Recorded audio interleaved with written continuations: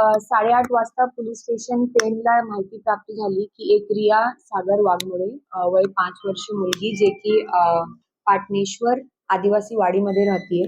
ते काल रात्री पासून बेपत्ता आहे.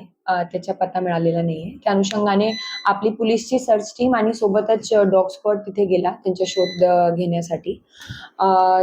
सगळे जे आदिवासी वाड्यातले लोक आहेत त्यांनी शोध घेतला आणि तिथून अंदाजन 100 मीटरच्या डिस्टन्सवरती आपल्याला तिची बॉडी नग्न अवस्थेत मिळाली. त्याच्या पोस्टमॉर्टमसाठी बॉडी हॉस्पिटलमध्ये पाठवण्यात आलेली आहे. डॉक्टरांच्या काय कन्क्लुजन आहे ते आपल्याला समजेल.